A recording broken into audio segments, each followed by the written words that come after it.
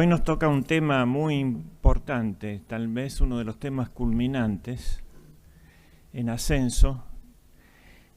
Luego vendría Felipe II y Cervantes, y una tercera que se pueden ir expandiendo a medida que no me alcance el tiempo, que es los Austrias menores y toda la clave de la decadencia. El sentido general de esto es ver nuestras fortalezas y debilidades para entender la crisis de ahora. Por ejemplo, es decir, ¿en qué nos puede ser útil para hoy indagar estos temas? Para conocer nuestra identidad y para conocer también los problemas. Si yo digo temas como la peste, el avance del Islam, la guerra civil interminable de Europa y la unión de Europa, la globalización o el gobierno mundial, son todos temas actuales, algunos desdichadamente actuales. Bueno, eran los mismos temas ahí. Si agrego el cisma protestante, el cisma inmanente dentro de la Iglesia, la guerra civil interna de toda la cristiandad, que indica que no hay caridad, en primer lugar, ¿no?, que sería el valor fundante. Todo eso es de una gran actualidad, es el tema de hoy. Y es el tema que parcialmente resolvió Carlos V y España en ese momento que les tocó estar en el apogeo del mundo. Y en parte no se resolvió y por eso sigue el drama hoy, ¿no? Entonces este es el objeto general del tema, no solamente un sentido arqueológico. Vamos a empezar por la historia de Carlos V rápidamente, en esquema, para que sirva de marco histórico lo que ocurre. Luego vamos a tomar el tema de Trento y por último el de la idea imperial, que es el problema de la globalización, pero visto desde otro punto de vista. Carlos V nace en Gante, en Flandes, el 24 de febrero de 1500, es decir, con el siglo XVI empieza. Y habla solamente flamenco y francés. Y está llamado a heredar España y Alemania, y no habla ni una palabra de alemán y ni una palabra de español. Es hijo de Juana I de Castilla y de Felipe el Hermoso, nieto por vía paterna del emperador Maximiliano de Habsburgo y de María de Borgoña. Pero los que se habían apoderado de él era la corte de Borgoña. Y esto será una dificultad después para hacer algo católico, este localismo de Borgoña. Por vía materna de los reyes católicos, Isabel I de Castilla y Fernando de Aragón. Reinó junto a su madre en todos los reinos y territorios hispánicos en nombre de Carlos I, desde 1516 a 1556, reuniendo las coronas de Castilla y Aragón y muchas más que veremos ahora. Fue emperador del Sacro Imperio Romano Germánico desde 1520 a 1558. Murió en Yuste en 1558. Datos biográficos. Antes de que cumpliera un año, Felipe el Hermoso nombró a Carlos duque de Luxemburgo y caballero de la Orden Borgoñona del Toisón de Oro.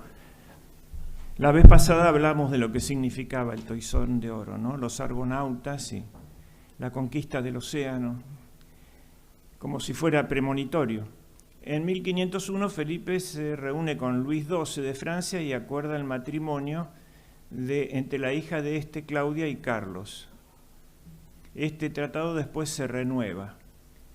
Parece que la corte de Borgoña quería hacerlo más aliado de Francia que de España.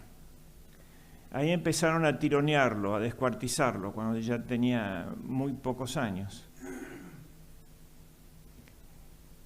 Fernando el Católico envió al humanista Luis Cabeza de Vaca y al doctor Mota, que sería muy importante, para que le enseñara castellano y costumbres españolas.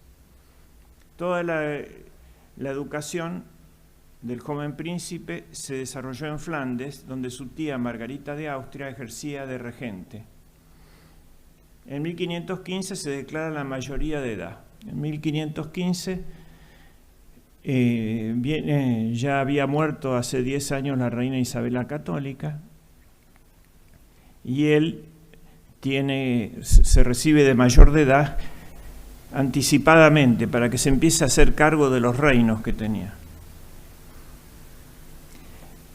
En realidad la reina nominal de España fue siempre Juana la Loca durante todo el reinado de él. Él nombraba en nombre de su madre. En 1515 se declara la mayoría de edad de Carlos. Y los que mandaban en su consejo eran primero los flamencos, el señor de Chevreuse, luego los italianos piamonteses, Gattinara, que era el que tenía una idea imperial, que era el redescubrimiento del digesto por la Universidad de Bolonia, una larga tradición. Querían restaurar el imperio romano, pero más bien pagano, con un barniz cristiano encima, ¿no? Como poder mundial y en base a la conquista. Esta no era la idea de Carlos V, pero estaba en su gabinete y era la que dominaba en Italia. El mismo Dante tiene un libro sobre la monarquía. Y el tercero era el doctor Mota, que era el español, que triunfaría al fin. Doña Juana, su madre, y el mismo don Carlos, por la misma gracia, reyes de Castilla y de León, ¿no? Vamos a ver los títulos. De Aragón, de las dos Sicilias, de Jerusalén, de Navarra, de Granada, de Toledo, de Valencia, de Galicia, de Mallorca, de Sevilla, de Cerdeña, de Córdoba, de Córcega, de Murcia, de Jaén, de Algarves, de Algeciras, de Gibraltar, de las islas de Canarias, de las Indias y de las islas de tierra firme de la mar Océano. Conde de Barcelona, señor de Vizcaya, de Molina, duque de Atenas y Neopatria, de Rusillón, de Cerdeña, de Oristán, archiduque de Austria, duque de Borgoña y de Brabante, conde de Flandes y del Tirol. ¿Y qué tiene que ver Jerusalén ahí? La cruzada, que después se desvió a América, terminaba en Jerusalén y había adquirido los reyes católicos el título para justificar la reconstrucción de la fachada africana del Imperio Romano, que era cristiano sometido al Islam. Esos son los escudos de todos esos reinos. Bueno. El 22 de enero, Fernando de Aragón redacta su testamento. Fernando lo quería poner a su nieto Fernando, pero Adriano de Utrecht, que había sido preceptor del rey en algún momento de Carlos, lo convence de que lo deje a Carlos. Después, Carlos lo compensará dejándole el imperio, no Aragón, a Fernando. Lo nombra gobernador y administrador de los reinos de Castilla, León y Aragón en nombre de doña Juana. El 23 moría el rey Fernando y a partir de allí Carlos quiso tomar el título de rey, pero cada uno de esos reinos que nombré tenía que jurar y aceptarlo por las leyes dinásticas que variaban, la ley de los varones y la ley de las mujeres, ¿no? Y los españoles eran fieles a su reina loca, que era un ataque de melancolía. Bueno, loca es medio peyorativo. Un ataque melancólico por la muerte de su marido, Felipe el Hermoso. Envió una carta a Castilla en que informaba su decisión de titularse rey, él con un concepto flamenco. Y eso ya generó un lío ahí. Piensen, el príncipe de 16 años que quiere ser rey que no habla español, en Castilla, que era lo más leal que podía tener y tenía esta dificultad. En mayo se había muerto Cisneros y se había muerto Fernando. En mayo los 3 estamentos del reino de Navarra juraron fidelidad a Carlos como su rey y señor natural. En 1518 fue reconocido como rey en Sicilia, Cerdeña, Zaragoza, Castilla y Aragón. 4 años le llevó a ser reconocido. Ese era su imperio. Ven que era la cantidad de fragmentos que había y cómo se había roto la unidad del Imperio Romano en Oriente y en Occidente, luego el carolingio, entre Francia y Lotario y Alemania, y se había seguido fragmentando, de modo que Carlos era en realidad duque de Borgoña. Y en los otros le concedían un primus inter pares, pero los efectivos eran los príncipes alemanes de cada fragmento. Las Cortes le hicieron una serie de peticiones. Primero tenía que hablar castellano, tenía que censar los nombramientos de extranjeros, no querían más flamencos. La prohibición de salida de metales preciosos y caballos de Castilla. El trato más respetuoso a su madre Juana, recluida en Tordesillas. El 12 de enero de 1519 moría el emperador y que no terminaba de tomar posesión de todo lo que era España y Aragón, ¿no? Ahora hereda el imperio. El 28 de junio Carlos era elegido en Frankfurt como rey de los romanos, lo que lo convertía en el nuevo soberano del Sacro Imperio Romano Germánico. Carlos se convierte en el primer monarca en ostentar las coronas de Castilla, Aragón y Navarra. Y empiezan a estallar los problemas graves cuando quiere dar un paso en dirección de Alemania, que era todavía un problema mayor. La llegada de Carlos a Castilla supuso la llegada de un joven inexperto que desconocía las costumbres y el idioma. En poco tiempo de su permanencia, la preferencia de los intereses en Alemania sobre de Castilla generaron malestar en Castilla. El incendio de Medina del Campo se extendió el foco de rebelión comunera por Castilla, la revolución de los comuneros. Bueno, finalmente la aplasta en la batalla de Villalar gracias a la nobleza castellana. El conde de Benavente y los otros grandes nobles son finalmente leales al rey. Pero en Aragón estalla la rebelión de las Germanías. Piensen en el muchacho entrando a la corte de Aragón, ¿no? Donde le ponen en claro que en Aragón, ¿no?, el hombre que se llama justicia es más que el hombre que se llama rey. Eso para empezar, el justicia mayor de Aragón.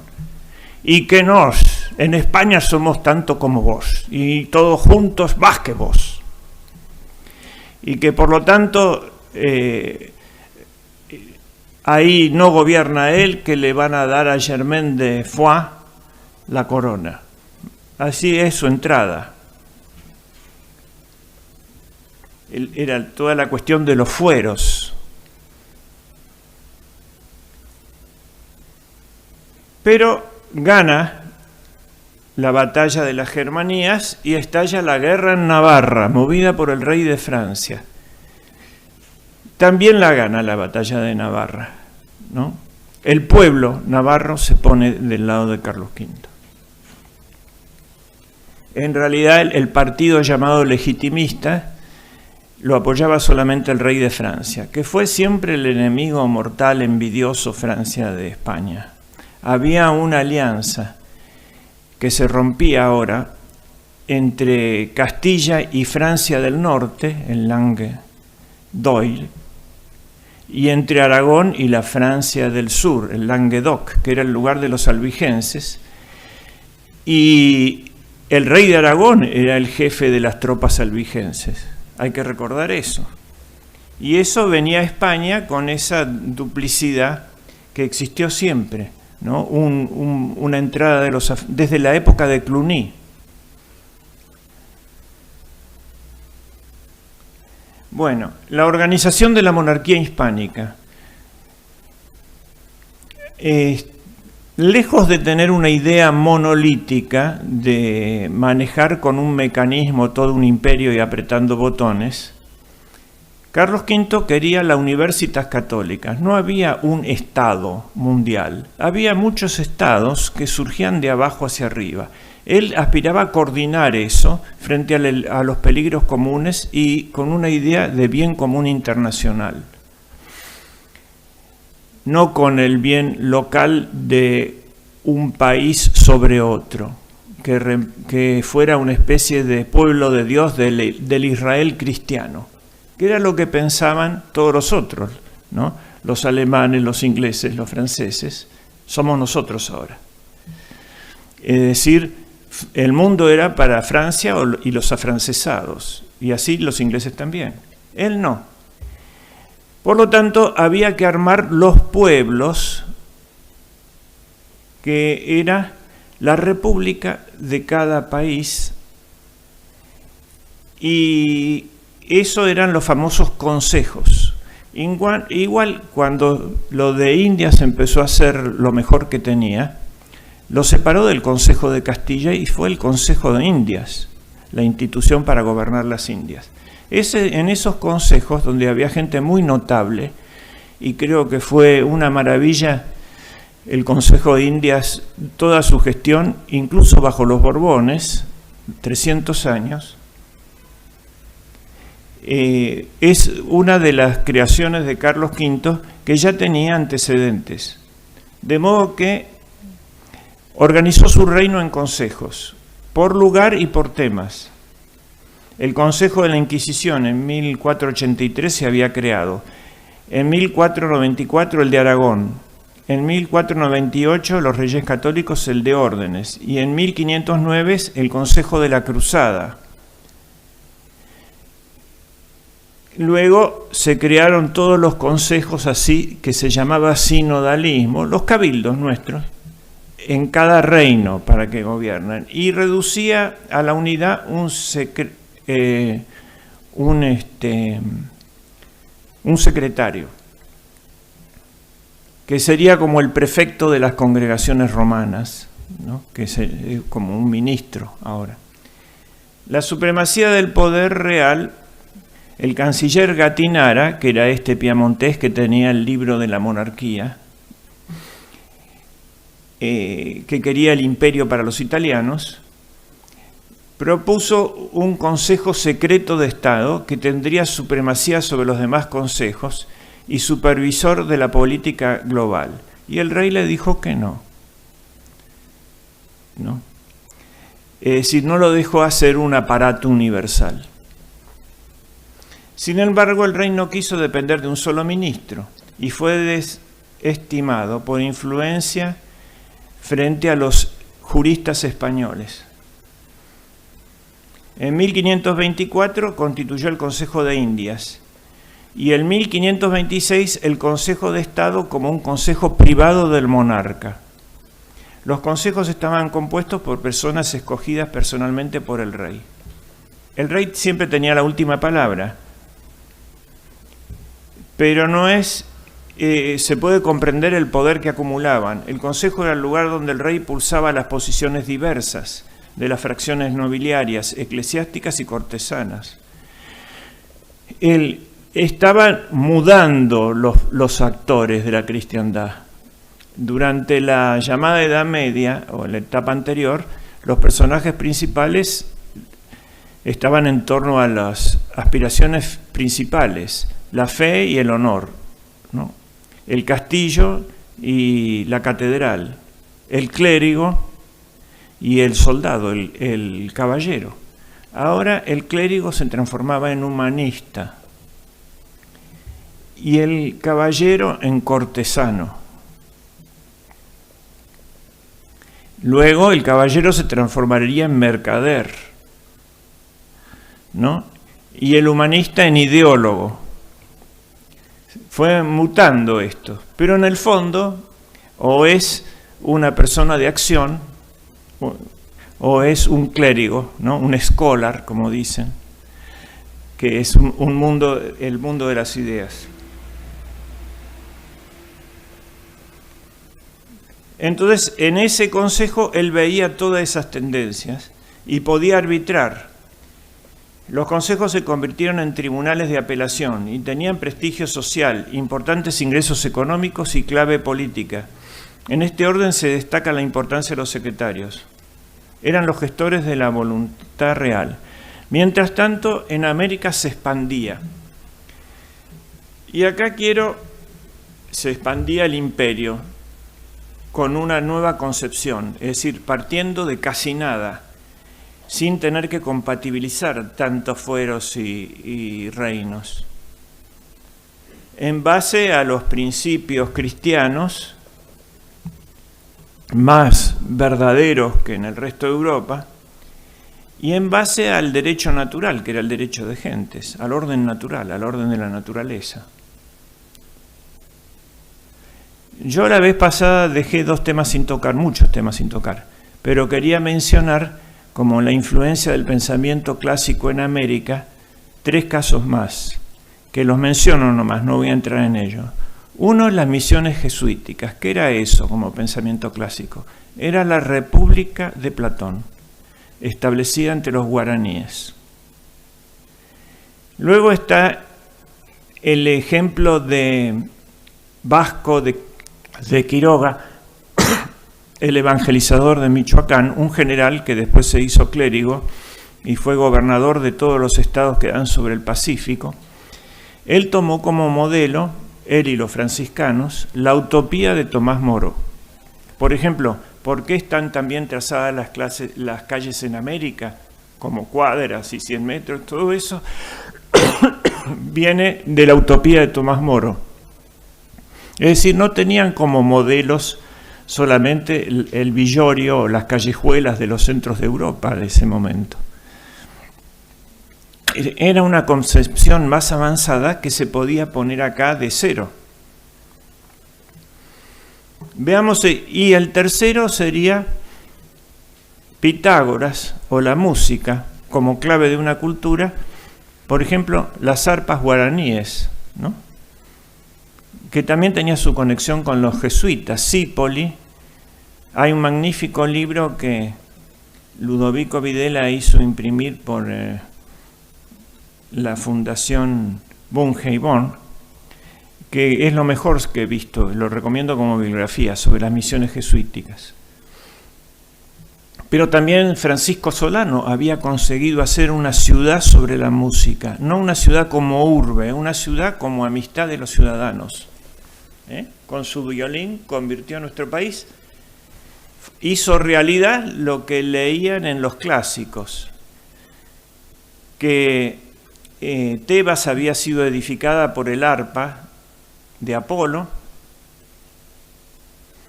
y que el castillo de Camelot había sido creado por el arpa o la rota, como se decía, un arpa medieval de Merlín. Esto significa que la música puede crear mundos y también la música puede destruirlos, como el caso de Jericó, que fue destruido por la música.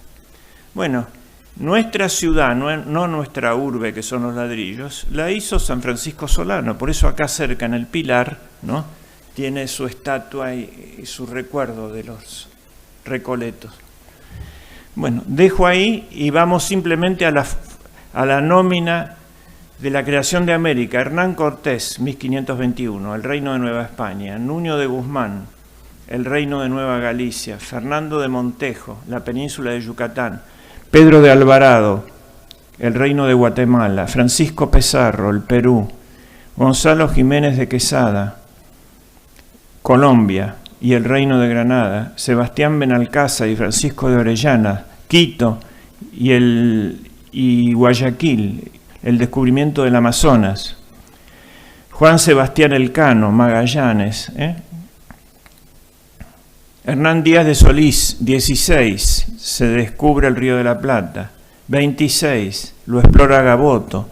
36, llega don Pedro de Mendoza. El emperador tiene 36 años ya. Juan de Salazar y Espinosa funda el fuerte de Asunción y después Domingo Martínez de Irala hace el acto jurídico de crear la ciudad. Seguían este esquema que era conquista, el momento político, distribución de la tierra, el momento jurídico, y apacentamiento, el momento económico.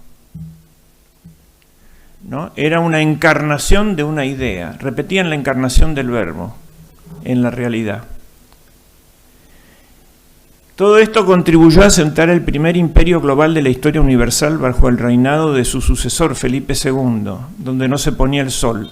La monarquía de los Austrias fue una monarquía de empresa frente a la borbónica que vino después, que se llama una monarquía administrativa, ¿no? Alumbrado, barrido y limpieza, el virrey Bertis, faroles, empedrado, prosperidad material y llevar los impuestos rápido a España. En cambio, esto era de empresas, de emprendedores, como dicen ahora. El emperador del Sacro Imperio Romano Germánico. Tras el fallecimiento de su abuelo Maximiliano de Habsburgo, Carlos reúne en su persona los territorios procedentes de la cuádruple herencia de sus abuelos: Habsburgo, borgoñesa, aragonesa y castellana. En 1530, Carlos fue coronado como emperador por el Papa Clemente y se convirtió en aliado de la causa imperial. Lo puso a favor al Papa, que estaba en contra. Ya vamos a ver las peleas con el papado. El ideario del emperador era el ideal del humanismo de la Universitas Cristiana, la supremacía de la autoridad imperial sobre los reyes de la cristiandad, pero por subordinado él al bien común de la cristiandad, y el Papa también, según veremos en las discusiones que tuvo en Roma. Y la defensa del catolicismo. Él quería unir esos reinos frente al avance que ya se había tragado medio mundo y estaba por llegar a las puertas de Viena del Imperio Otomano. Bueno, acá puse las batallas, iremos rápido, que peleó contra los turcos en Argel, en Túnez, en Tremesén y continuamente en el Mediterráneo. Los dominios de los Habsburgo en Europa, las guerras con Francia por la espalda mientras peleaba esta guerra contra los otomanos. En 1521 Francia se apodera del milanesado y ayuda a Enrique II a recuperar el reino de Navarra. Sin embargo, el monarca francés fue derrotado. Francisco fue llevado a Madrid y firmó el Tratado de Madrid, por el cual no volvería a ocupar el milanesado. Lo traicionó Francisco I, ¿no? Pero aquí vemos la característica de Quijote, volveremos sobre este tema, ¿no? Ahí Gatinara, que quería la monarquía universal y la conquista, ocupamos Francia, perdieron la guerra, tenemos al rey preso. No, le dice, no es mi reino. Yo lucho por conservar mis reinos, no por apoderarme de los otros. No es justa la causa de apoderarse de otro reino. Este era para ir definiendo la idea imperial. Pero él lo había derrotado moralmente a Francisco I, porque teniendo tanto que perder materialmente, antes de la batalla de Pavía le ofrece resolver el tema para que no se maten los soldados en singular combate, él y el otro. La guerra, hasta ese momento, estaba acotada. No se podía suprimir la guerra, porque no se puede suprimir el pecado, es una consecuencia del pecado la guerra y de la ira humana mal controlada. Pero se la podía el cristianismo reducir y poco a poco. Entonces la guerra quedaba confinada a una clase social, los caballeros. Los demás miraban desde las murallas y aplaudían era más bien un torneo. El otro, el enemigo, podía ser justo, era un caballero también, no era un demonio, no se demonizaba al otro, se lo vencía para hacerlo reconocer el derecho nomás.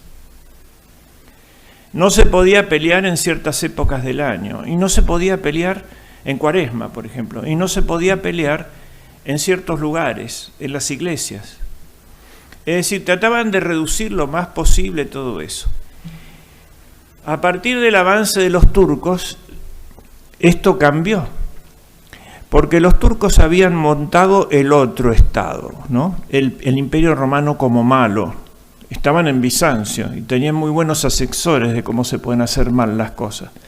Entonces ellos liberaban del IVA y del impuesto a las ganancias, diríamos hoy, a todos los que se convertían al Islam. Los que no se querían convertir no eran como los árabes, digamos. Podían quedar, pero tenían que seguir pagando lo que les había puesto su emperador cristiano antes. Ese impuesto sigue, porque esto es una cosa para musulmanes nomás. El esclavo que se hacía musulmán se quedaba inmediatamente liberado. Por eso el mayor problema lo tenían los cristianos con los conversos por conveniencia, los dhimits, que eran los ex cristianos, que eran los más furiosos partidarios del sultán. Y además el ejército, ¿cómo lo hacían? El ejército lo hacían con el tributo de sangre que tenían que pagar los cristianos. Se llevaban los chicos desde pequeños, los educaban fuera de la casa, le decían que la casa se terminó, que su primer hogar era el cuartel, y después, financiado con los impuestos de los cristianos, los largaban en inmensos ejércitos permanentes sobre la cristiandad. Mientras tanto, los cristianos iban a la guerra si la causa del rey les parecía justo, ¿no? Cuando lo echan al Cid, por ejemplo, está en un establo, durmiendo y tiene que partir al día siguiente. Cuando se despierta al día siguiente había 60 pendones y 300 caballeros. 60 pendones quiere decir 60 caballeros nobles. Y eso lo acompañan al destierro, porque su causa les parecía justa. Pero no. Cuando San Luis tiene la terrible rebelión de los albigenses, 100.000 soldados habían puesto, o gente armada, le ordena la represión de eso el niño San Luis y su madre doña Blanca de Castilla a Simón de Montfort. Sale solo. En el camino se le reúnen 1.000 caballeros y con eso ataca y destruye a los otros. Podían no ir a la convocatoria del rey, ¿no? Eso de formar una máquina, de mecanizar el poder y dejar de que sea importante la presencia del que manda frente a los que mandan, genera todo este gobierno técnico, mecánico. El pensador socialista inglés Bernard Shaw, cuando le dieron la noticia de que existía el teléfono, que había un nuevo invento que era el teléfono, dijo mal la noticia. ¿Por qué? Porque un tarado va a poder gobernar Inglaterra ahora. Sí, orden del ministro, ya está. El gobierno otra cosa es ir a decirle a la gente en la cara las cosas. Ir a decir a las cortes, les subo los impuestos. Cuando el poder estaba en esas repúblicas, ¿no? Y el dinero, no existía la máquina. Esa máquina la inventan los turcos y los cristianos tienen que aceptar parte de eso para poder competir con eso. Por ejemplo, la formación del clero en los seminarios, sacarlos de la casa y formarlos aparte, que está haciendo crisis ahora, ¿no? Y en el ejército también. De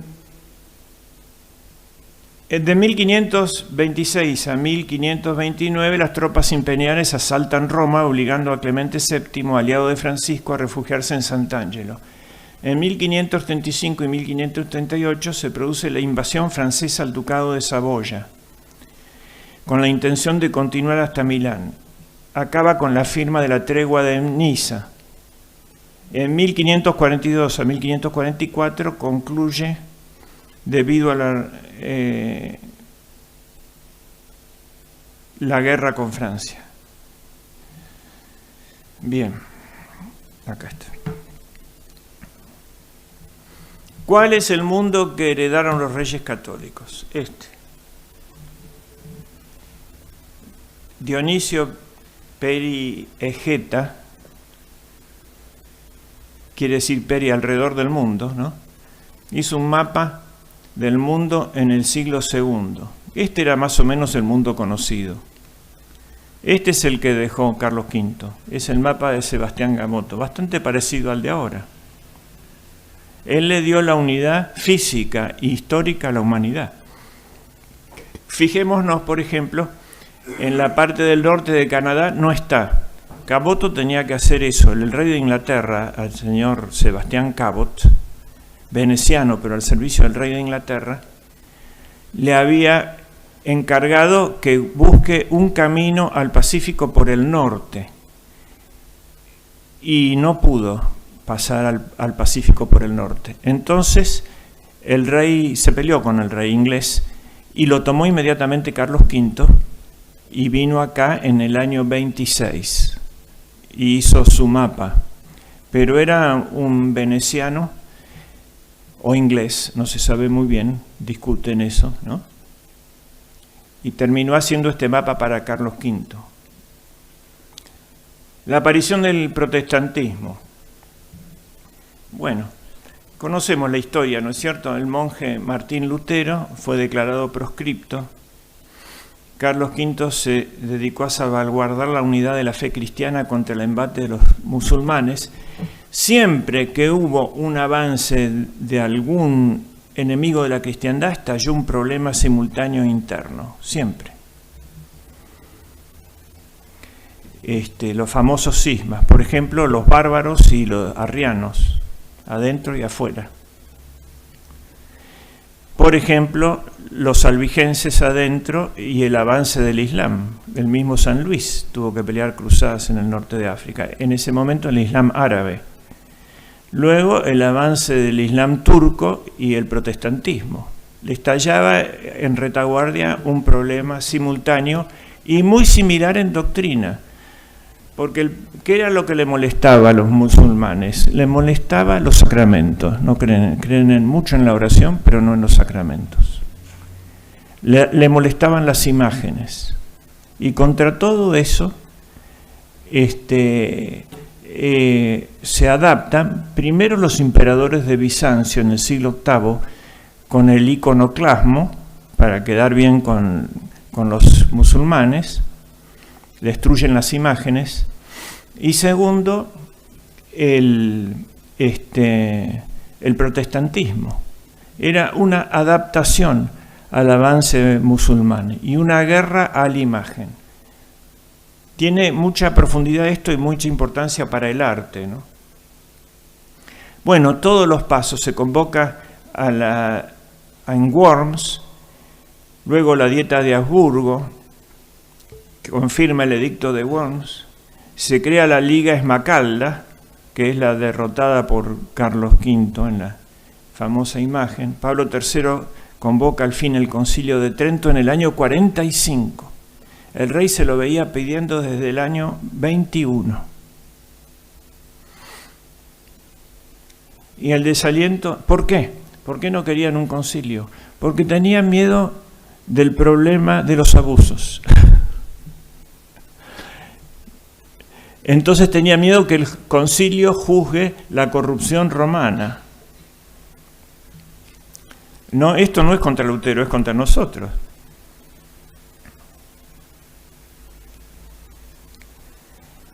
La abdicación, el retiro y el fallecimiento y el traslado de sus restos. Bueno,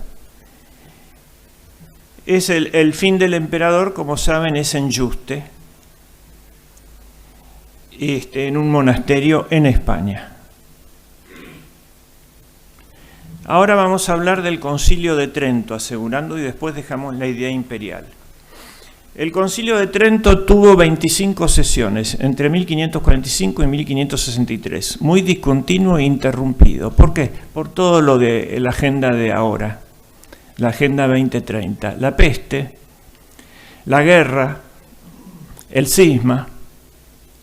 Sus temas eran la reforma protestante, la definición de la doctrina frente a esa reforma en temas capitales para la humanidad, como por ejemplo la predestinación y el libre albedrío, ¿no?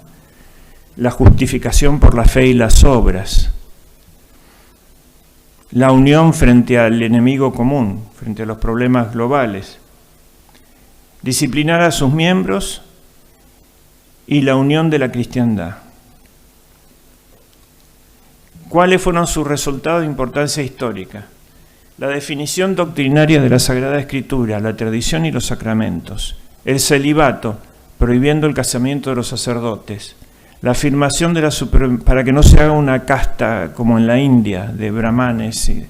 Ya estaban los príncipes alemanes que se sublevaban, no eran caballeros feudales, eran obispos, condes obispos y duques obispos.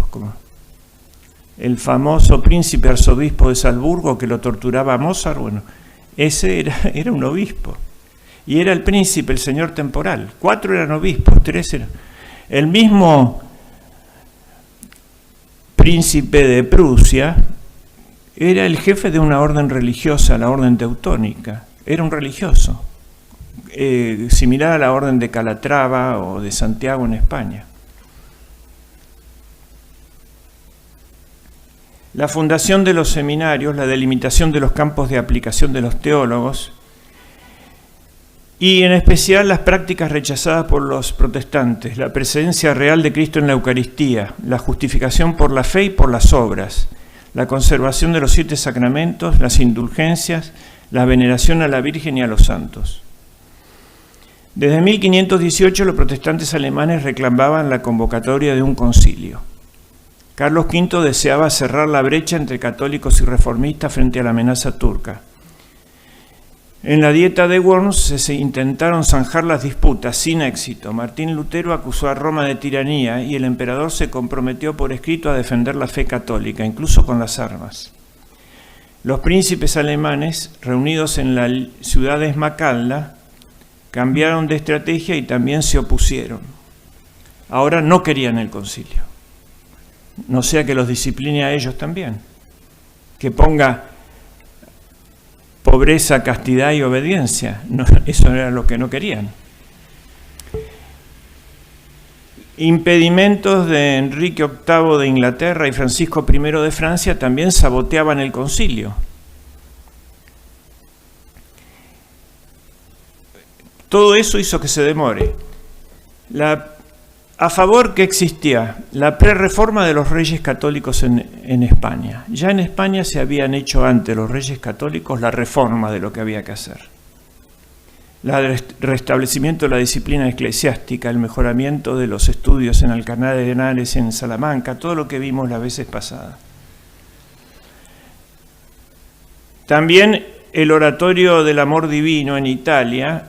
Y es importante estudiar Nicolás de Cusa, los menciono y sigo adelante, en Alemania.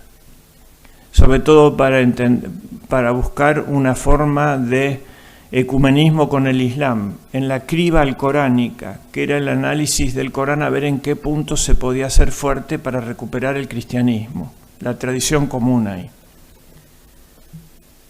Eso era Nicolás de Cusa. Convocatoria. Paulo III intenta en Mantua en 1537, luego en Vicenza en 1538 y en Niza negocia una paz entre Carlos V y Francisco I para poder convocar.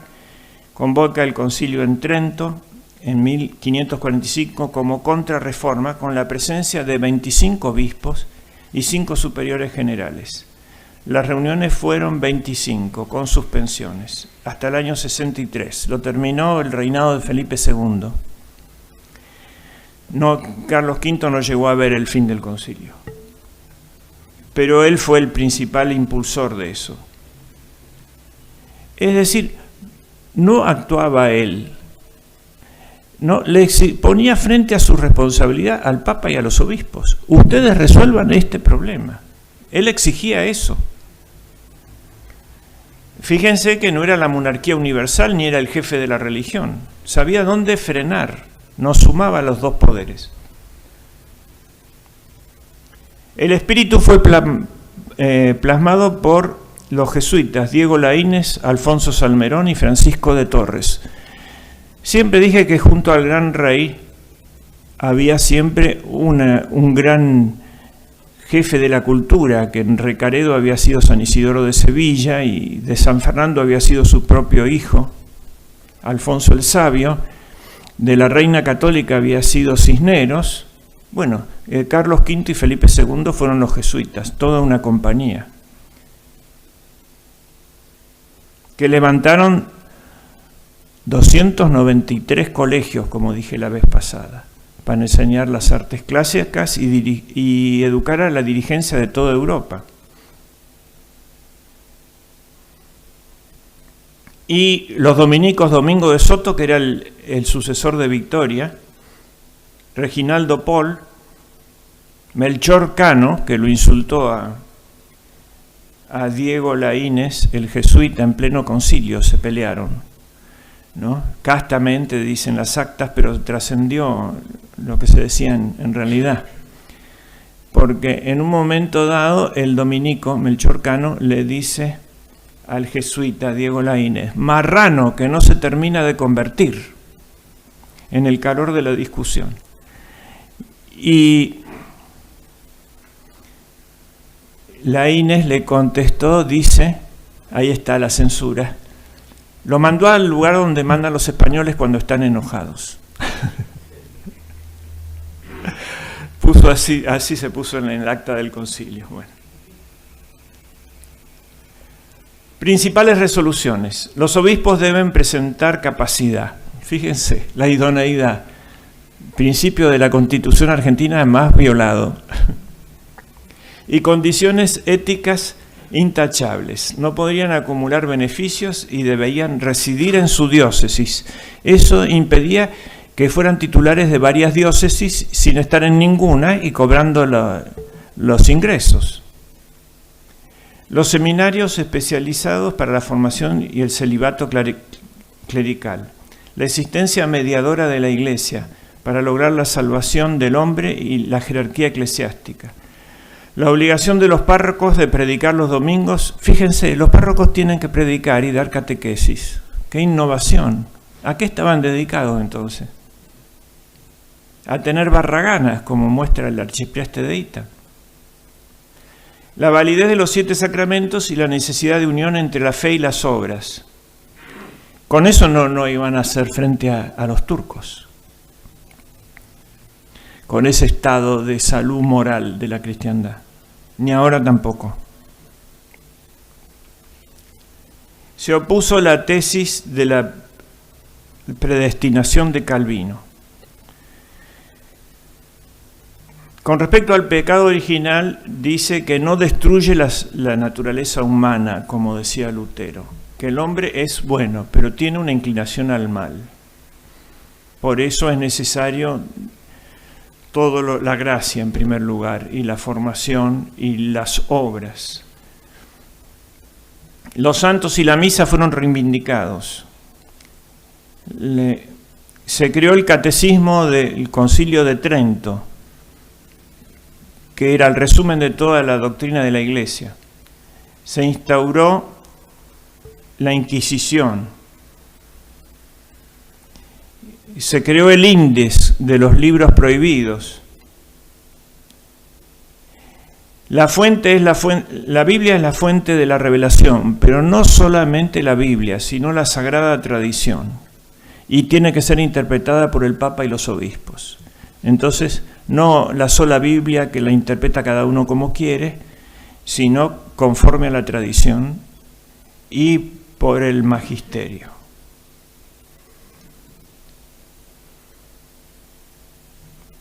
Bueno, sería muy interesante hablar de revelación y tradición, pero se entiende bastante eso, así que no me voy a explayar. Hubo 3 periodos, el de Paulo III, del 45 al 46, que empezó rezando el credo niceno constantinopolitano, la aceptación de la tradición apostólica y las Sagradas Escrituras, el decreto por el pecado original, la justificación de la fe junto a las obras, es necesario obras, está en el Sermón de la Montaña, ¿no? Seremos juzgados por nuestras obras, no por nuestras ideas. Se supone que las obras son el fruto de las ideas, el resultado. La parábola de los talentos, por ejemplo. Los sacramentos, los asuntos legales del clero. Y se suspende el concilio por la peste. Se reabre el concilio en el año 51 y sale el decreto de la Eucaristía, la penitencia y la extremaunción, ¿no? Y se suspende. Muere el emperador, entonces no puede continuar hasta que se reabre en el 62. No porque fuera indispensable, sino porque dejaba de impulsarlo y de exigir hacerlos trabajar.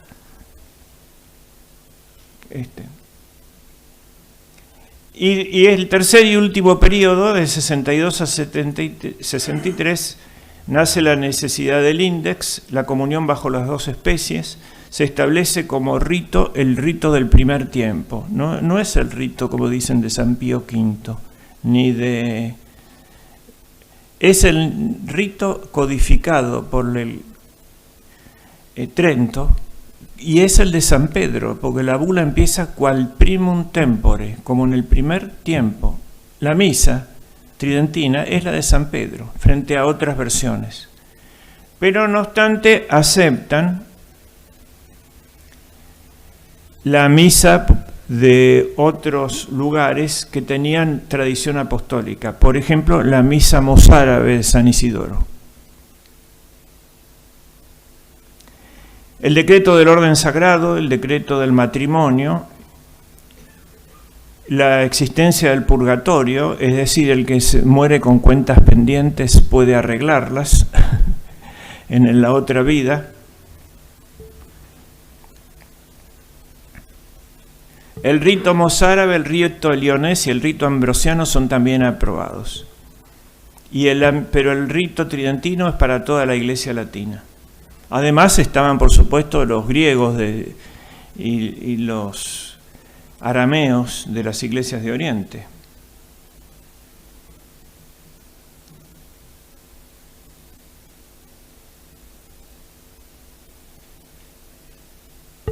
Bueno, contra los protestantes ya dijimos, se afirmó la tradición y la sucesión petrina ininterrumpida, la sucesión apostólica. Las prácticas y dogmas de la Eucaristía, la justificación por la fe y por las obras, la conservación de los 7 sacramentos, las indulgencias y la veneración a la Virgen María. Se exigió y se tomó las medidas para un clero más moral y más instruido. Y se estableció la doctrina sobre el purgatorio. Después de la remisión de la culpa y de la pena eterna, queda un reato de pena temporal que debe satisfacerse, pero aprovecha a los vivos y difuntos el purgatorio. En la necesidad de registrar, también se estableció un gran principio de orden, el registro de los sacramentos, empezando por el bautismo y el matrimonio, y más tarde las defunciones. Todo ese registro de las personas fue secularizado de la Iglesia, pero fue una orden de Trento. La idea imperial, tercer tema. Hay una discusión que resuelve la bibliografía, es el libro de Menéndez Pidal, que tiene toda esa discusión. Yo voy a decir el resumen nomás, que se llama La idea imperial de Carlos V. La discusión es entre estos dos términos. Creen los investigadores modernos, como Brandi y Rosón y otros que cita ahí, que la idea imperial de Carlos V era la de Gattinara, su presidente del Consejo piamontés italiano, que era la monarquía universal y la conquista del mundo. Eso es. El emperador como autoridad universal. Y Menéndez Pidal sostiene que era otra, que era la de los juristas españoles, y lo expone en base a 5 documentos surgidos del rey, Carlos V.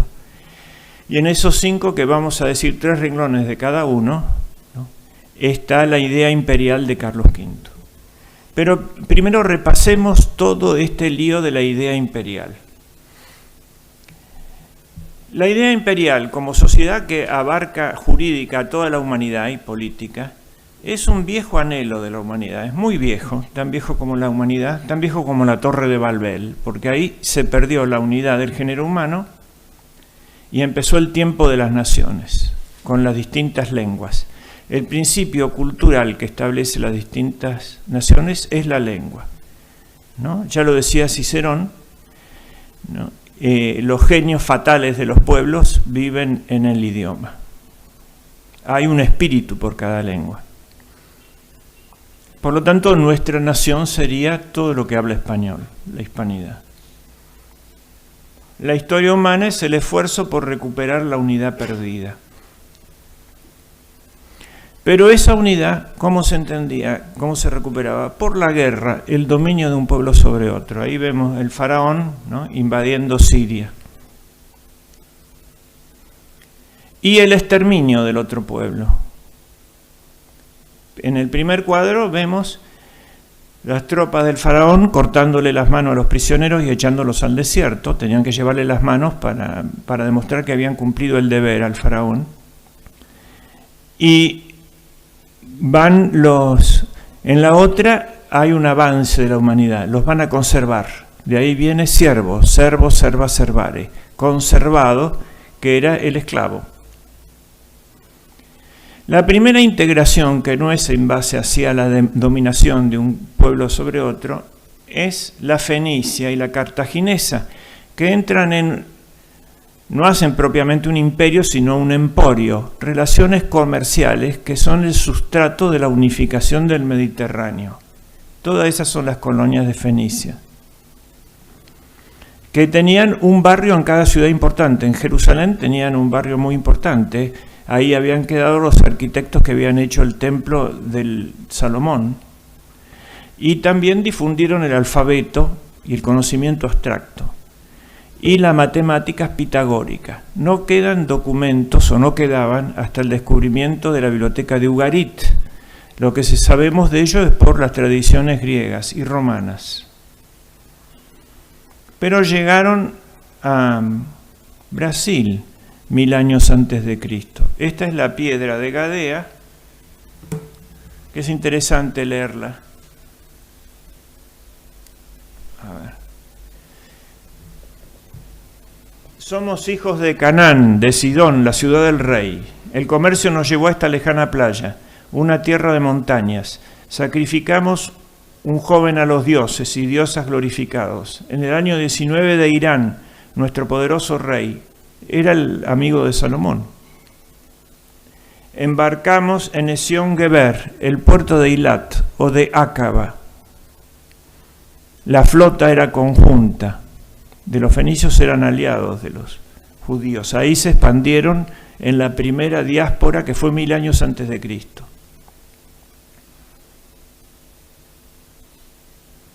Viajamos en 10 navíos. Permanecimos en el mar durante 2 años, alrededor de la tierra perteneciente a Ham, África. Pero fuimos separados por una tempestad y nos apartamos con nuestros compañeros, y así arribamos aquí con 12 hombres y 3 mujeres, en una nueva playa, que yo, el almirante, controlo, que puedan los gloriosos dioses y diosas interceder en nuestro favor. Queda como un documento esto. Pero en general hablamos de la costa fenicia y luego de Cartago, y nunca hablamos de Cádiz, ¿no?, que fue la que sobrevivió y se integró a España, y de donde salían las flotas que iban a Inglaterra a traer el estaño más cobre, bronce, la era de bronce, y que iban al Báltico a traer el ámbar, y que iban al Golfo de Guinea a traer el oro. Todo eso quedó olvidado. Ahora vemos la ideología de la quinta monarquía. La profecía de Daniel, esta es la ideología que dominaba Europa. Esta era la que no era de Carlos V, ni la cristiana. Se basa en la Biblia, en una mala interpretación de la Biblia. El sueño del profeta Daniel sueña que había una estatua, Nabucodonosor sueña que había una estatua que tenía la cabeza de oro, el pecho y los brazos de plata, la cintura de bronce y las piernas de hierro y los pies de hierro y barro, y que luego venía una piedra y la derribaba, y esa piedra se transformaba en una montaña. La piedra está ahí al lado de los pies y dominaba el mundo. Entonces la interpretación siempre fue que la cabeza de oro era el imperio babilónico y el persa, porque era todo el mismo. Los persas gobernaban desde Babilonia y otras ciudades, pero la principal era Babilonia, donde muere Alejandro Magno. Y la Cancillería persa no usaba el farsi, usaba el arameo, era la lengua oficial de todo Medio Oriente. Como los romanos en Oriente usaban el griego de la Koiné. Luego viene el imperio de Alejandro, que se extiende, los dos brazos. Después viene el imperio romano, que no llega hasta la India como el de Alejandro, el de bronce. Luego vienen las naciones de Europa y la división en dos, ¿no? Oriente y Occidente. Y por último, el destino manifiesto, que muchos creen que lo tienen, y la idea global, hierro y barro. Bueno, en esa época, aquí todas las naciones de Europa se entienden de que ellos son la quinta monarquía universal, es decir, la piedra que derriba todo y domina el mundo, transformándose en una montaña. Que eso fuese tomado, la piedra, la interpretación católica, es que es Jesucristo, que llega al fin de los tiempos, y ahí se produce, por un hecho del Mesías, la unidad del género humano, no por la política, ni por la tecnología, ni por la economía. Bueno, ahí está Babilonia, la puerta de Istar, el imperio persa. El imperio griego significó un avance respecto de los fenicios, porque se va a integrar el mundo en forma cultural también. La Biblioteca de Alejandría, todas las ciencias particulares, nuestra universidad habla en griego. Por ejemplo, el nomenclador médico, que acá hay algunos médicos famosos, son 55.000 palabras, de las cuales 50.000 son griegas y 5.000 son latinas. La ciencia nace en Grecia. Y aquí está la recuperación del mundo griego, es obra del Renacimiento, porque la Edad Media latina solamente conoció lo romano, no conoció lo griego por epítomes, muy pocos, ¿no? Como decíamos el otro día, en un anterior. Pero aquí está toda la recepción, y aquí se muestra lo clásico, así como lo mostramos en el descubrimiento de América, lo podemos mostrar en Italia, ¿no? Ahí se ve en el centro de esa caverna donde están mirando el fin, la caverna de San Pedro, que es la caverna de Platón, donde estaba el hombre atado y veía el fin de la caverna, donde había sombras de la luz que venía de atrás, no podía ver la luz. Entonces la ironía de Rafael es decirnos a nosotros que somos las sombras, estamos al fondo de la caverna, nos están mirando ellos. Bueno. En el centro están Platón y Aristóteles. El platonismo, no, la idea, la dialéctica como ciencia máxima, y Aristóteles dice no, las ideas nuestras son un medio de llegar a la realidad, y con la mano le dice bajemos, ¿no? La idea está dentro de las cosas, y es el órgano que nos lleva a la cosa, no es una ciencia teorética. La ciencia teorética es ver la realidad. Y están, por ejemplo, cerca, Heráclito es Miguel Ángel, por supuesto que Platón es Leonardo, y Aristóteles es Bramante, está Alejandro Magno, también en la columna, al final solo, debajo de la estatua de Atenea, está Protágoras, porque fue excomulgado por los griegos, echado porque había dicho que el hombre era la medida de todas las cosas, fue el primer antropocéntrico, jefe de los sofistas. Y así está Ptolomeo, todo eso, pero recuperado por el magnífico Renacimiento. No hay Renacimiento donde no hubo catolicismo. En algunos lugares fue con ruptura, ¿no? Y en otros sin ruptura. En algunos lugares lo pusieron en el centro a Protágoras. El imperio de Alejandro, cómo se fragmentó. Y acá una cosa muy importante, que no se menciona. El pacto entre la gnosis, la reina Cleopatra, y el ebionismo, Herodes el Grande, que tuvieron un hijo. No vamos a decir hoy cómo siguió esa historia. pero vamos a decir qué significa. Ella también había tenido un hijo con César, que debía heredar el mundo. Ella le explica el plan de dominio mundial, con eso lo enamora a Julio César y después a Marco Antonio. Había que trasladar la capital al centro del mundo, que era Alejandría, entre Oriente y Occidente. Y había que adorar al emperador como un dios, como era ella, una faraona, una diosa viviente, Isis, la encarnación de Isis. La filosofía profunda, son dos nomás, derivaciones, dos grandes bloques. Uno, Platón, la idea, el predominio de la idea. El otro, Aristóteles, la materia. El platonismo nos sirve mucho a los cristianos porque gracias a Platón tenemos herramientas conceptuales para sostener, por ejemplo, la inmortalidad del alma. Pero estos desprecian la materia, los gnósticos.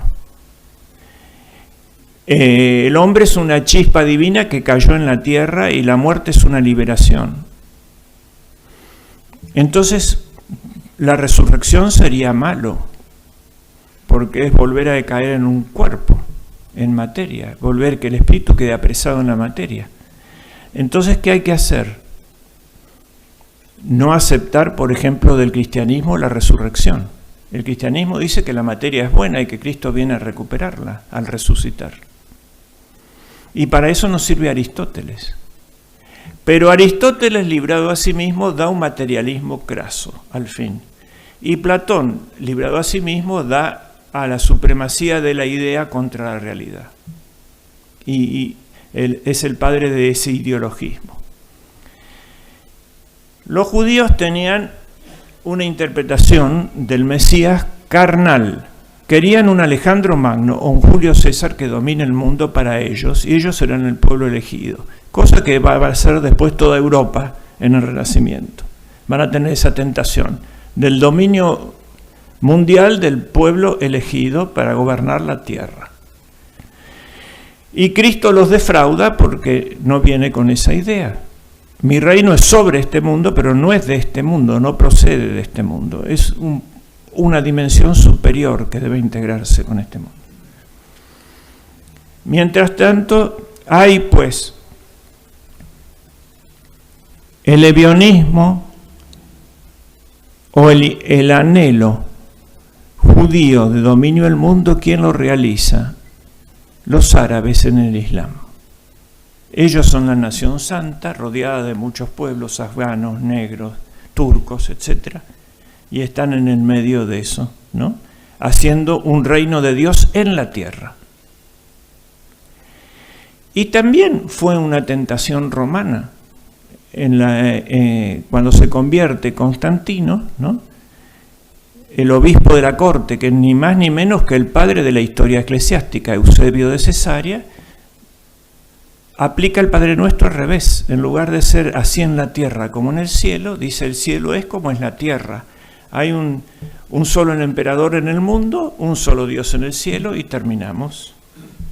Ya terminó la era de las naciones, todas están dentro del Imperio Romano y esto es el reino de Dios sobre la tierra. No. Eso da lugar al arrianismo.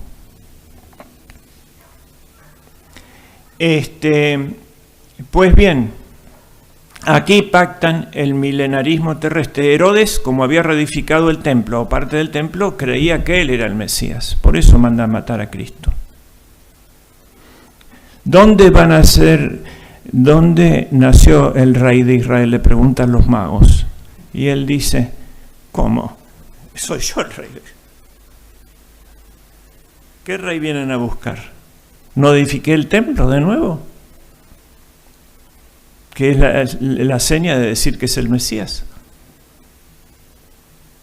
Y estaban preparando un gran levantamiento que después ocurrió, ¿no? Contra Roma y fue mal.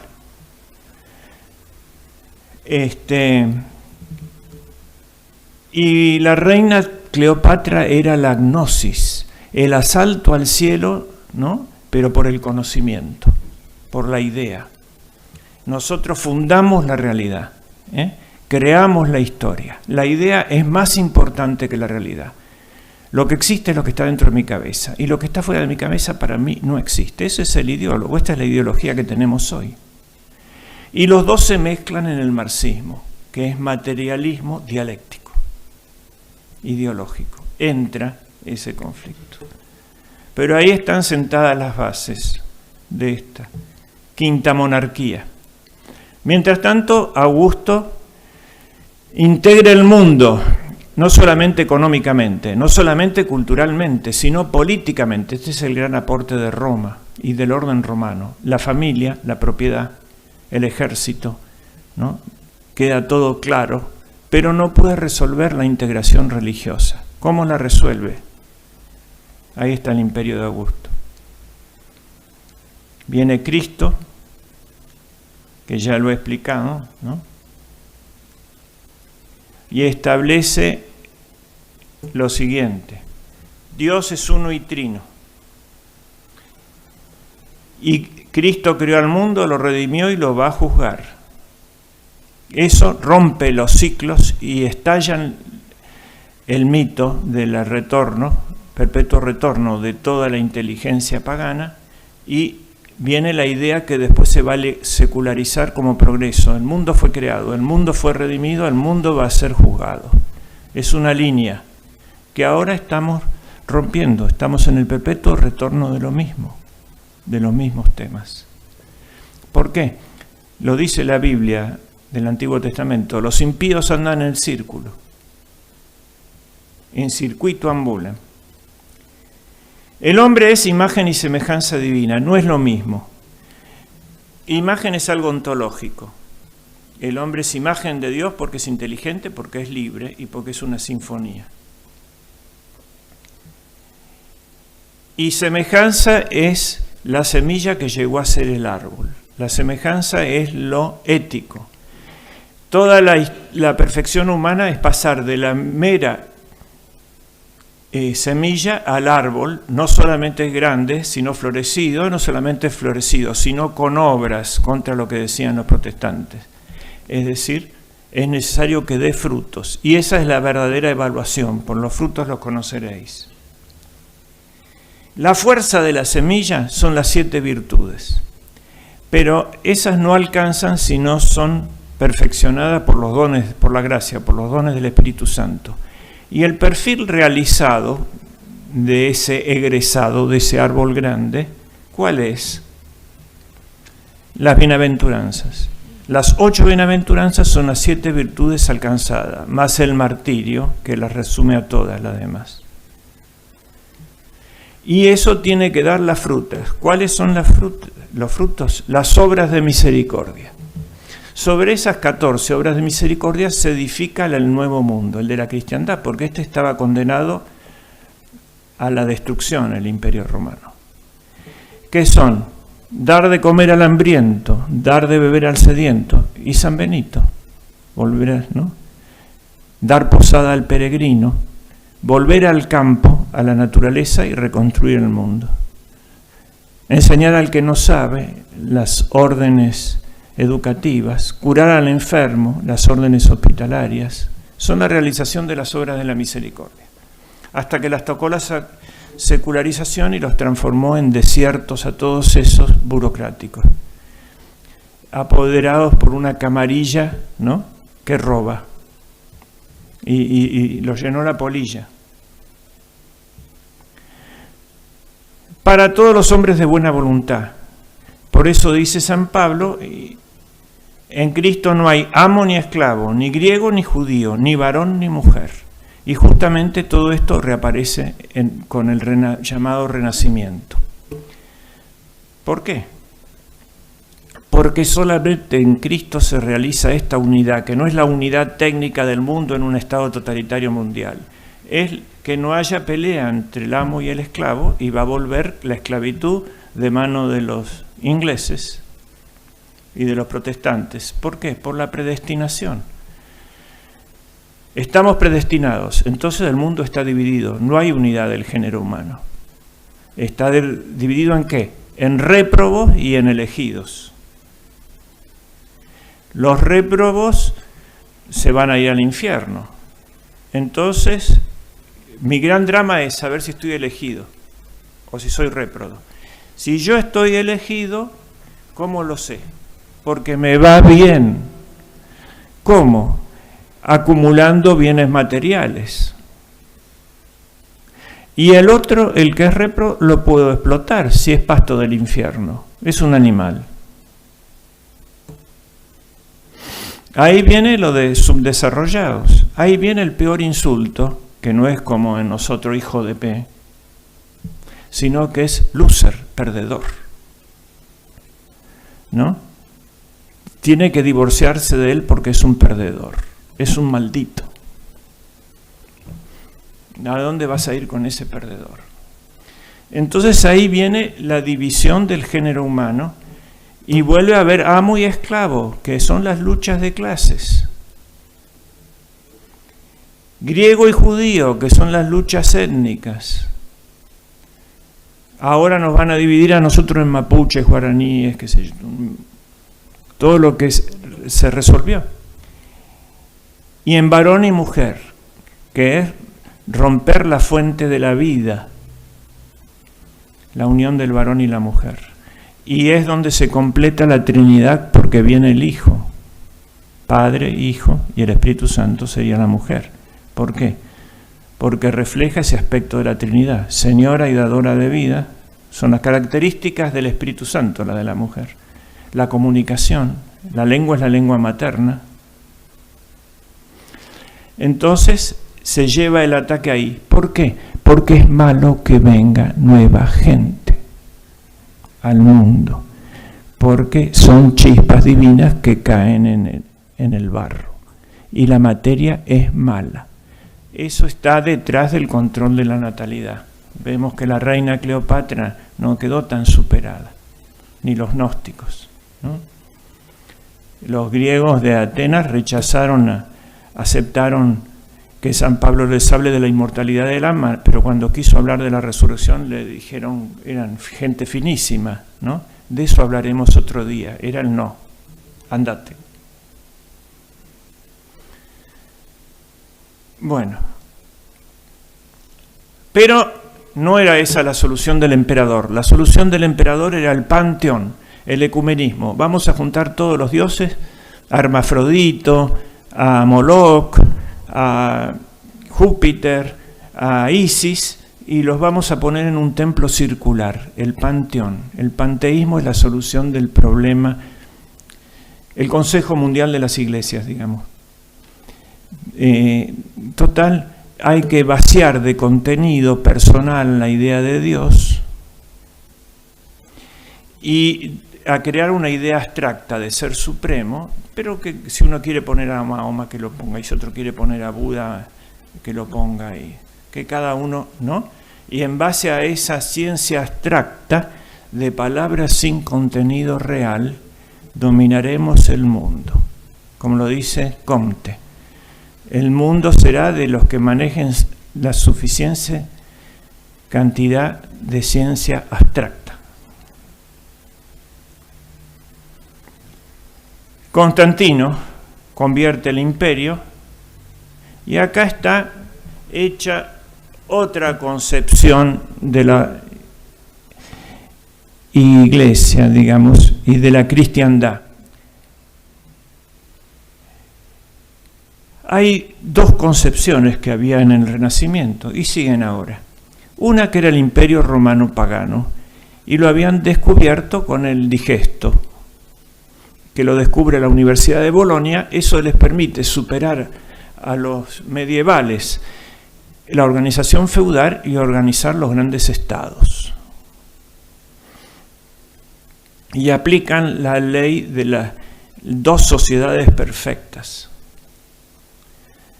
Pero la otra es la fundada en Dionisio Areopagita y que toma Santo Tomás para el gobierno del universo, que son los tres.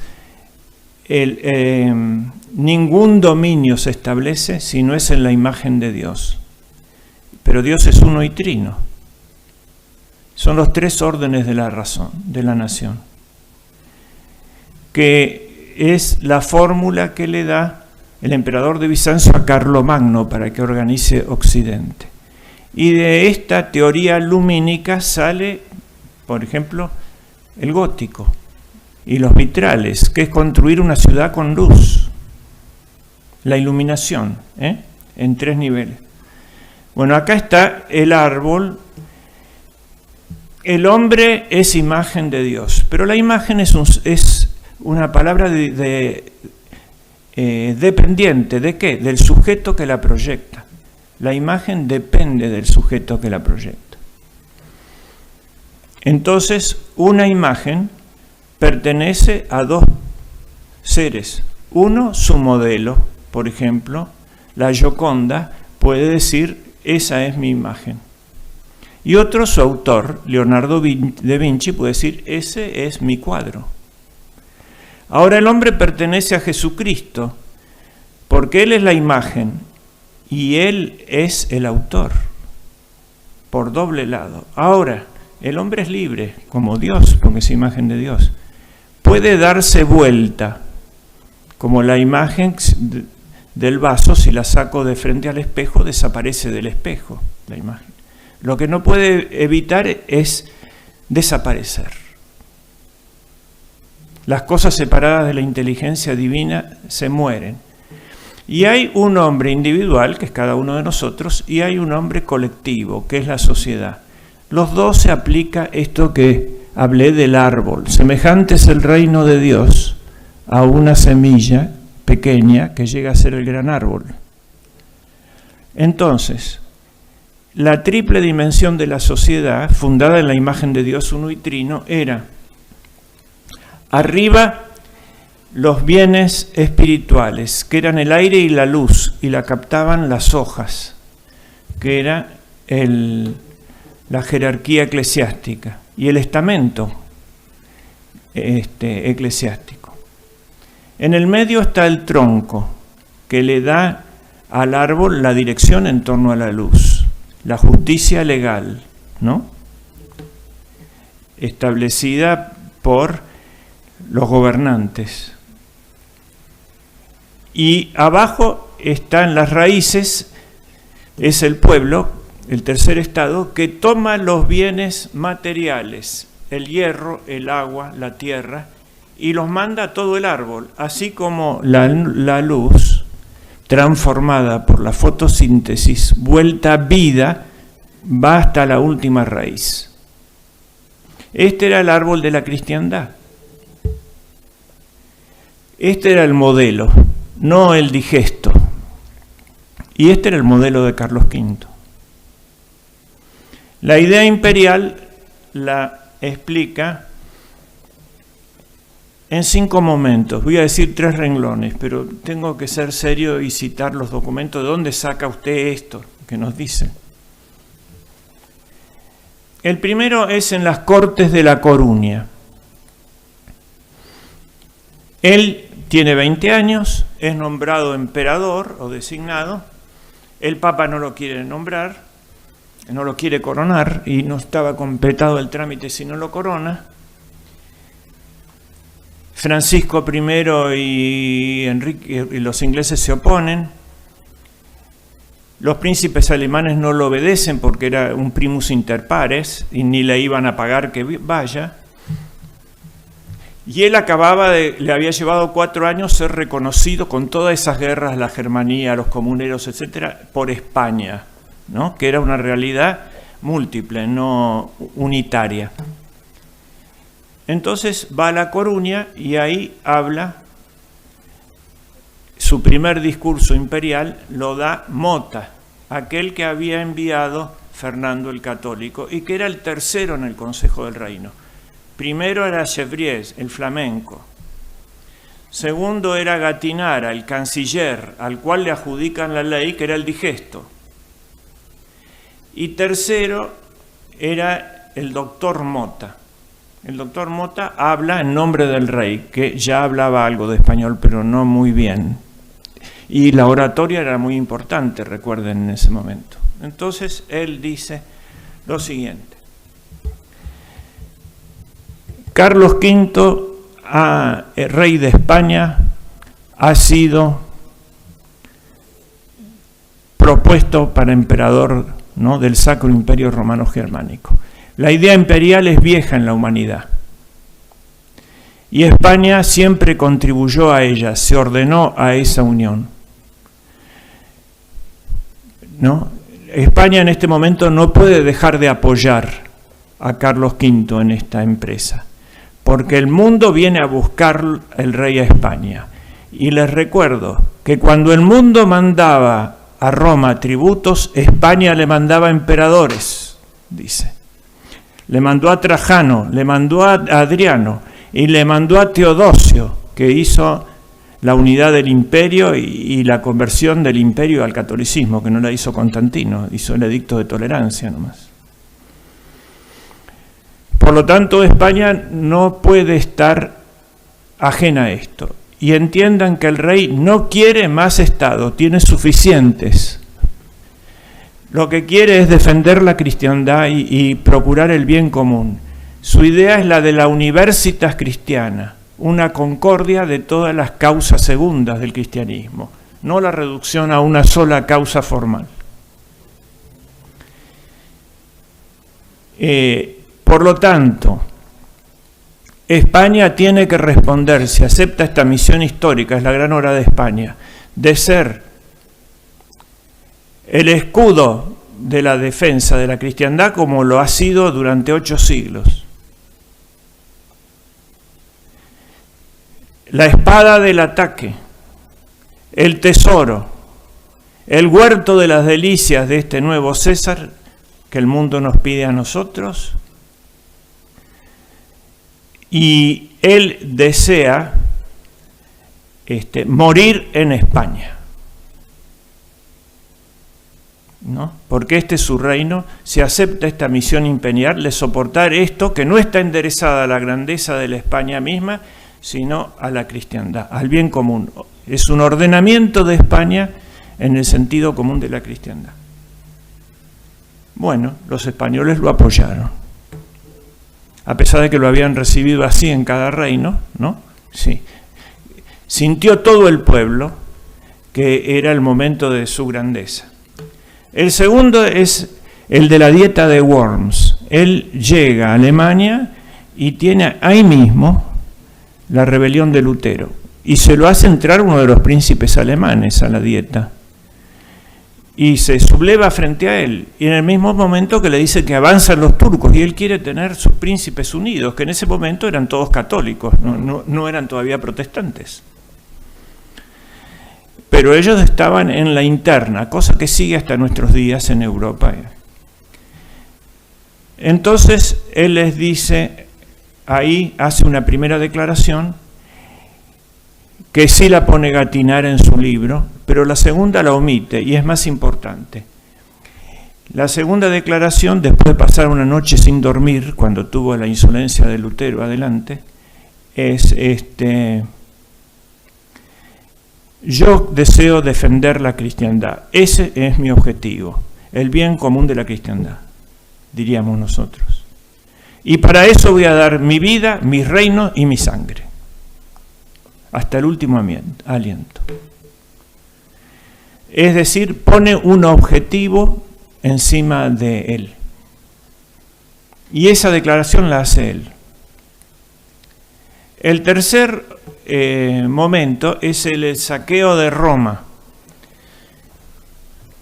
Y está en Granada y se entera que el condestable de Borbón dispuso que podían saquear a Roma porque no había cómo pagarle a los lansquenetes, y recibe un breve del Papa que se lo entrega a Baltasar de Castiglione, el nuncio apostólico, que era el autor de un libro que se llama El Cortesano, nuevo personaje que aparecía. Baltasar de Castiglione tiene una respuesta dura del Papa por el incendio de Roma contra Carlos V y se la entrega. Carlos V no responde, lo llama a Valdés, Antonio de Valdés, hermano de el que escribió Los diálogos de la lengua, donde está la política lingüística de Carlos V. Primero le había pedido a un español, Mota, que hable de la... Ahora le pide a Valdés que le redacte. Era el mejor estilista que había, el secretario de las cartas latinas del emperador. Y en ese momento Baltasar de Castiglione recibe un segundo breve más suave del Papa. Entonces quiere retirar el primero para que no le responda en los mismos términos Carlos V y dejar el segundo, respóndame a esto nomás. Y en el primero, Carlos V le dice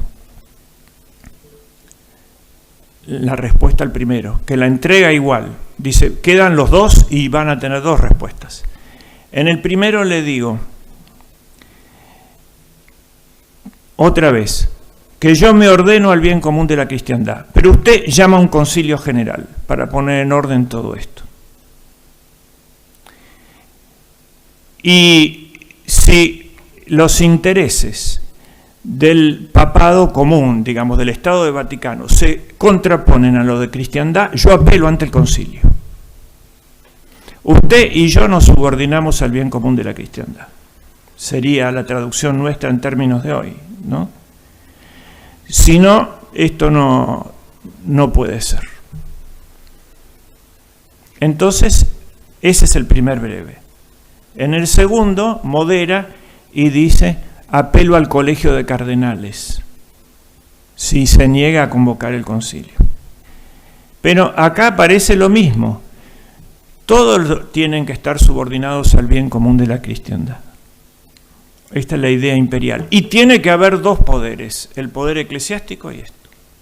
Por eso, en este tipo de guerra caballeresca que peleaban, no se demonizaba al otro, ¿no? Ni se aceptaba este principio gnóstico, es decir, hegeliano, diríamos ahora, de que no existe el otro, porque todo está en mi idea, ¿no? No ci sono le altri, decía Gentile, no existe el otro. Acá existe el otro y tiene sus derechos, y mi enemigo puede ser un caballero. Eso es lo que dice el cuadro de la rendición de Breda. ¿Vieron cómo el general Espíndola trata bien al otro? Bueno, el Papa tiene su derecho y tiene sus errores. Yo le hago la guerra para resolver el conflicto político, pero lo reconozco como Papa y lo encierro en Sant'Angelo con la Guardia Suiza que todavía quedó. Pero no le desconozco su verdadero rol, que era lo mismo que hacía América. Cuando venía una orden ilegal, no una orden, un mandato, porque una orden es la que ordena hacia el fin, y un mandato es un mero voluntarismo del poder, como nuestra ley del aborto, por ejemplo. Entonces le decían, se lo ponían así sobre la cabeza, la cédula dice, lo acato pero no lo obedezco. Es decir, esta ley la declaramos nula, pero eso no significa que estamos en rebelión contra el rey de España. No somos destituyentes del rey, ni del Papa en lo suyo. Pero, ¿no? Monarcas, pero eran monarcas de hombres libres y tenían que ajustar a derecho sus pretensiones. Y la guerra era un torneo limitado a eso, no era reducir a nada al otro.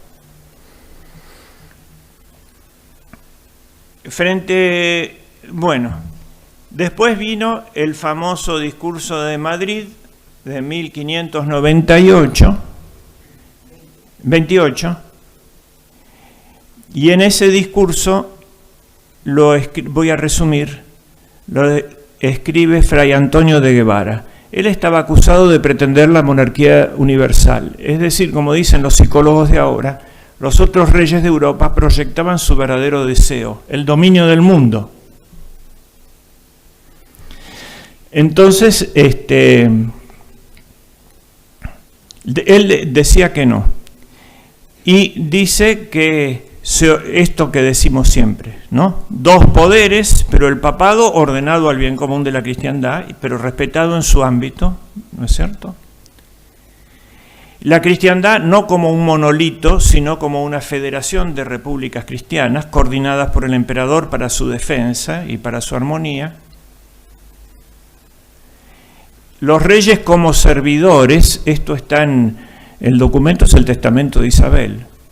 No son los reyes, los pueblos para los reyes, sino los reyes para los pueblos. Mandar es servir, ¿no?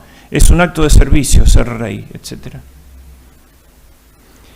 Para los que no son cristianos, la fórmula es el derecho internacional, que es lo que estaba creando sus universidades. Es la propuesta del derecho de gentes basado en la naturaleza. Esta era más o menos la idea imperial. Pues bien, el quinto momento, ¿y dónde está esto expresado? Porque decían que lo había escrito Gattinara otra vez, para reducirla al digesto. Esta no fue Gattinara, fue Fray Antonio de Guevara, el predicador de la corte y cronista del rey. Un gran literato y un prosista extraordinario. Tengo ahí las consultas, pero no las voy a leer, no se asusten, alguna página de él para ver la oratoria. Él había escrito un libro que se llama El reloj de príncipes, y ese documento, ese discurso de Madrid, dice palabras exactas del reloj de príncipes. Así que ahí tienen un texto para ver la idea imperial de Carlos V. Era el reloj de príncipes de Fray Antonio de Guevara, en ese momento, el que sostiene su documento. El quinto momento es el imperio europeo americano. Eso que no pudo hacer en Europa, lo pudo hacer en España y en América. Entonces, la idea imperial se realizó en Hispanoamérica, desde los Pirineos hasta las Filipinas y desde Alaska hasta la Tierra del Fuego. Esa es la idea imperial de Carlos V realizada. ¿Y cuáles son sus documentos? Dos. Uno, la demanda de Cortés en las cartas de relación, que son todos los pedidos, ¿no? Y toda la información, la materia necesaria para que la cabeza le dé la forma al imperio. Y la respuesta de Carlos V, ¿dónde la encontramos? En las leyes de Indias. Ahí está, digamos, la constitución del imperio, ¿no? Pero el principio fundamental está en Isabel la Católica. Los reyes son para los pueblos no son para los reyes. No es, dice el pueblo, un rebaño esquilmable para cobrarles tributos. Es donde el rey debe morir por ellos, ¿no? Bien, acá hay otra cuestión. Habíamos visto que estas dos fieras, el gnosticismo y el ebionismo, el imperio terrestre material, para crear un faraón o un emperador, un Calígula o un tirano mundial, y el gnosticismo y el ebionismo niegan cada uno un aspecto del verbo encarnado. Unos niegan a Cristo hombre y el otro niegan a Cristo Dios. La encarnación del verbo es lo que tiene atado al Leviatán, la bestia del mar del Apocalipsis, que también es la ballena de Job. Cuando los judíos le piden a Cristo que le dé una señal, Cristo les dice, no tendrán otra señal más que Jonás. Jonás es la ballena, que la encontramos en Job. Significa el monstruo del mar, la bestia que sale del mar del Apocalipsis. Esa bestia está desde los tiempos primordiales. Los babilonios la llamaron Tamiat. Y el Padre la pesca con el hombre. Adán es el primero de esa lista y el último es Cristo. Queriendo el demonio, que es la muerte y que es el dominio del mundo, es lo mismo, apoderarse de Cristo, porque es glotón y quiere comer en la carnada, ve el hombre nomás, queda enganchado por el misterio de la encarnación. Y eso lo tiene atado hasta el fin de los tiempos. Pero cuando se rompa la encarnación de ese concepto y se consiga una política sin Dios, una economía sin Dios, una cultura sin Dios, etc., se va a alargar el dragón. Esto lo mandó a hacer en el año 1230, creo, la abadesa Errad de Landsberg, y se llama la pesca del Leviatán. El Leviatán puede devorar el mundo, como por ejemplo todos los países que se devoró la Unión Soviética, pero no los puede digerir. sin su consentimiento. Los tuvo que largar, ¿no? El comunismo demuestra que se puede vencer esas globalizaciones siempre que no haya un fermento de descomposición interno, que dejemos actuar eso. Los largó a Polonia, Hungría, etcétera. Hoy están mejor que otros países en muchos temas. A ver, bien. Pero esto se lo devuelve el diablo a Dios. Él se disfrazó de hombre para pescarme. Ahora lo voy a hacer yo. En el Renacimiento el demonio se hace hombre. Fíjense, Rafael del Sancio pinta a la antigua serpiente con rostro humano, en el jardín del Edén. Es decir, detrás del falso humanismo, ese de que el hombre no es la imagen de Dios, sino un mono que parla, pero que es centro del universo igual, está el diablo. Y como la imagen colectiva es similar a la imagen personal, ahí está el imperio británico pensado como Leviatán, lo llama Leviatán, y tiene forma humana de rey de Inglaterra, que asume los dos poderes, el que no tomó Carlos V, el que frenó frente a las puertas de Sant'Angelo. En una mano tiene la espada, que es el poder temporal. El otro es el báculo, porque el rey de Inglaterra es el jefe de la religión. Debajo de la espada está el castillo, la corona, los cañones y el Congreso. Y debajo del báculo están la catedral, la tiara, las excomuniones y el concilio. Todo eso está en una sola mano. Non est potestas super terram comparetur ei. Dicen que no hay constitución escrita en Inglaterra, es esta. Ahora vamos a ver los imperios ebionistas. El imperio islámico. El imperio francés. Todos los que acusaban a España. Abajo el británico. El imperio ruso. Siempre la religión se transforma en un tótem tribal y los católicos también pueden hacer de la religión una ideología, si hacen una ideología de poder, que así empezaron, eran católicos antes de ser esto. Pero mezclar ortodoxia y Rusia, todos tienen anhelos imperiales, pero no tienen lenguaje imperial universal. El imperio soviético, que había tomado 5 naciones en Hispanoamérica. El imperio norteamericano, el destino manifiesto. Bueno,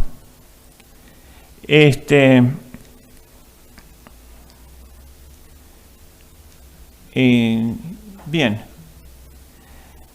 Esta es la historia de la idea imperial de Carlos V. La humanidad siguió otro camino. Pero ¿qué fue el saldo positivo que dio?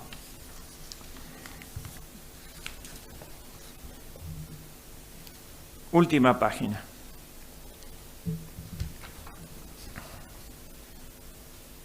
Pensó en su imperio por sí mismo, no por Gattinara. Primera conclusión. Lo expresó por medio de grandes literatos españoles, Mota, Valdés, Guevara y Cortés. No entendieron. Carlos V se hispanizó y quiere hispanizar a Europa. Recuperó ahí el espíritu de la cruzada. Y quiso transfundir en Europa el sentido de un pueblo cruzado que España mantenía desde hace 800 años y Europa lo había olvidado después de un fracaso total en las cruzadas. Por eso se le venían los turcos encima. El imperio que tan achicado llegó a sus manos se convirtió en una realidad, o en dos realidades. Una en Oriente, que fue el imperio austrohúngaro que lo siguió después, y otra en Occidente, que fue la hispanidad. Para la rama española reservó la península, Flandes, Nápoles, Sicilia y América. Y para su hermano Fernando reinó en Hungría y en Bohemia. Los españoles cumplieron su servicio mucho más de sus intereses particulares. Pelearon en las puertas de Viena, defendiendo la de Solimán, y en Túnez, y en Argel. La iglesia y en Flandes. La iglesia se robusteció por la Compañía de Jesús y Trento, y por la nueva escolástica. La vida de las cortes y la diplomacia se vio invadida por ministros y usos españoles. La lengua española empezó a ser usada en todas partes. Así el emperador, que a los 18 años no hablaba una sola palabra de español, a los 36 proclamaba que la lengua española era la común de la cristiandad y la lengua oficial de la diplomacia. Dato esencial para juzgar la idea imperial de Carlos V. El español se difundió también como lengua literaria. Su abuelo, Fernando el Católico, había presidido la aparición de la Cilistina y el Amadís de Gaula. Ahora Carlos ve las obras de Guevara o el Lazarillo, no solamente esas obras individuales, sino todo un pueblo genial, como en el Romancero o en las novelas de caballería. Pero esa idea tuvo muy corta vida. Vio la ruina de su ideal, pero quedaron algo formidable. En Oriente quedó un imperio austrohúngaro que era mucho más real que todos esos pedazos, ¿no? Pero a Alemania le salió otro polo, Prusia, ¿no? La nación germánica no tiene un centro como París o como Madrid o como Roma en Italia. Tiene dos en las puntas, dos polos, Viena y Berlín. Que eso es raro, pero es así, que queden las capitales en la periferia de una fragmentación. La reforma abrazada por los príncipes alemanes hizo imposible el pensamiento ecuménico. Cesó la relación entre el imperio y el papado, se cortó la relación. Y el papado se transformó en rehén de los italianos. El último papa no italiano fue Adriano de Utrecht, el tutor de Carlos V. ¿No? Era concebir la catolicidad desde una parcialidad. Recién Juan Pablo II recupera esta dimensión universal, católica. Es decir, su afán del imperio como dominio lleva a la fragmentación. Porque mandar es servir y el rey tiene que sacrificarse. Él y su misión. La grave cuestión surgió cuando Carlos V le dio el imperio de Oriente, el germánico, a Fernando, su hermano. Pablo VI no quiso reconocerlo. Entonces Fernando le dijo, pues no es necesario. Así que Carlos V fue el último emperador coronado por un papa, desde Carlomagno, ¿no? Que había sido el primero, hasta Carlos V. Ahí hubo otra fragmentación. La grave cuestión surgió, el imperio no fue en adelante más una idea universal. El imperio fue una herramienta del poder local. Por eso el título de emperador lo pueden llevar varios a la vez. Por ejemplo, emperador de los franceses, Napoleón. Emperador germánico, ¿no? Dos emperadores tenían, el Kaiser y el de Viena. Emperador de Brasil. Ya hacen la idea católica es superior a una etnia y a un territorio. Es una raza, ¿no? Como el Día de la Raza, pero es una raza espiritual, no una raza carnal. Ebionismo, imperio material terrestre, materialista. Bueno, entonces esto es un poco la idea imperial de Carlos V y continuaremos la próxima vez con la realización que hizo en América Felipe II, ¿no? Muchas gracias.